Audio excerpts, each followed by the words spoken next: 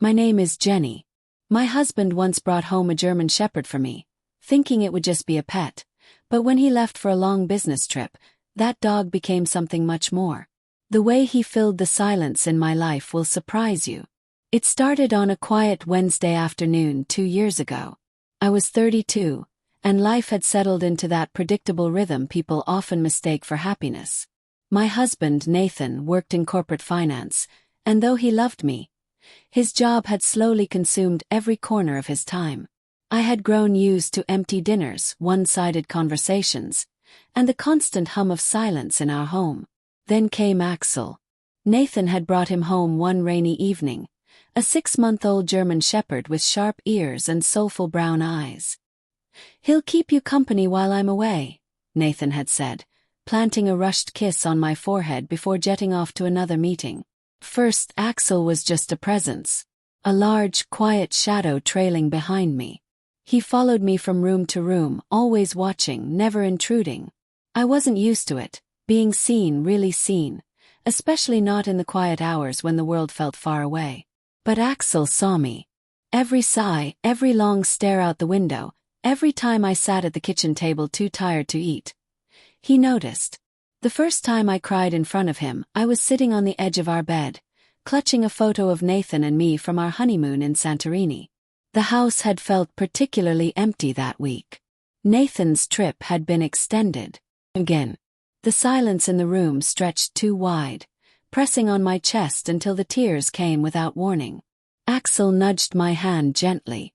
When I looked down, his eyes met mine with such calm, unwavering warmth that I couldn't help but pull him closer.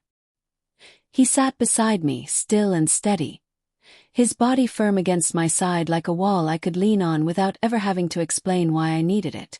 From that night forward, something changed. Our routine became a rhythm. Mornings started with walks through the sleepy neighborhood streets, Axel pacing confidently beside me. He loved chasing leaves and sniffing every tree like it was the first time he'd smelled the world. And I started to breathe again. Real breath. Not the shallow ones I used to take between conference calls and polite small talk. I began talking to Axel, not out of loneliness, but because he listened. Really listened.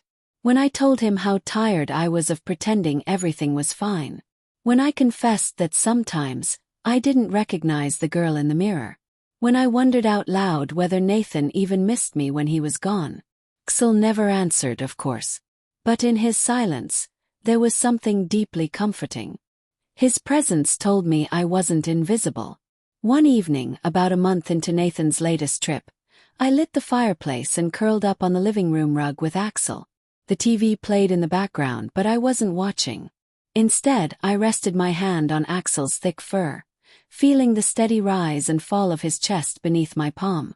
The warmth of his body, the closeness of something that needed nothing from me except my being. It softened something sharp in me. "You're the only one who waits for me," I whispered. His tail thumped once. In the weeks that followed, I found myself returning to the things I had let slip away. I picked up my old sketchbook, buried beneath a pile of forgotten hobbies in the closet. I started sketching Axel. His ears, his paws, the curve of his body as he lay in the sun by the window. The pages came alive with lines that spoke more than I ever could. He would sit still for hours, as if he understood I needed him to stay just like that, quiet and near. We started going on longer walks, first through the neighborhood, then to the nearby park, and eventually to the forest trail just outside town. Axel loved the woods. His energy there was contagious. Sometimes he'd run ahead, darting between trees before circling back to me with a look that said, "You're too slow." I'd laugh, an unfamiliar sound that felt like sunlight after weeks of gray. On one of those walks, we found a small clearing where the trees opened to a patch of sky. I started bringing a thermos of tea and a blanket, sitting on the grass while Axel explored nearby.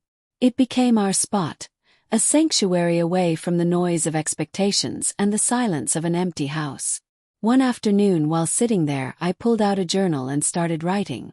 Not about Nathan or the loneliness or the guilt I carried for feeling incomplete in a life others would envy, but about Axel.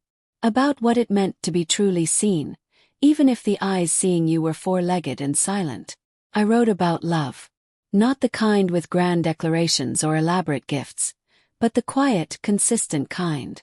The kind that lies at your feet, alert to your every breath. The kind that never leaves the room when things get hard.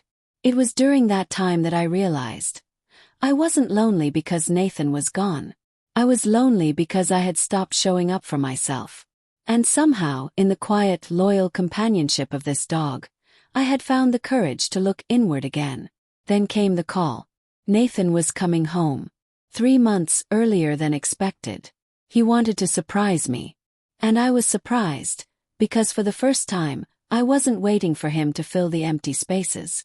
I had already begun filling them myself, one quiet moment at a time. When he returned, Axel was protective at first. He didn't bark or growl, just stood between us like a silent guardian, eyes sharp and unreadable. I knelt beside him, placing a hand on his back and said gently, "It's okay, boy. We're okay." Nathan noticed. "He's really attached to you, isn't he?" I smiled, running my fingers through Axel's fur. "We've been through a lot together." Nathan's eyes softened. "I guess I didn't realize how hard it's been." I didn't respond. Not because I was angry, but because I finally understood something. It wasn't about blame. It was about presence. And Axel had taught me that the simplest presence, steady, patient, real, could be the most powerful kind of love. Over time, Nathan tried to reconnect. Talk more. Took walks together, with Axel of course. I shared my sketches, my journal entries. And for once, he listened. Really listened. But no matter how things shifted between me and Nathan, one truth remained. Axel was the heart of my healing. Months passed. Seasons changed. And with them, so did I. I started volunteering at a local animal shelter, helping match dogs with people who needed them more than they realized. I spoke about Axel often, about the way he taught me to trust the silence, to embrace stillness, to love without needing words. Axel rested his head on my lap, his breath slow and even. I traced the shape of his ears with my fingers, whispering, "You saved me, you know." He didn't move. He didn't need to. Because the truth is, sometimes the loudest kind of love is the one that never needs to say a word. Now, every morning, I wake to the sound of his paws on the floor, the jingle of his collar, the gentle nudge of his nose against my hand.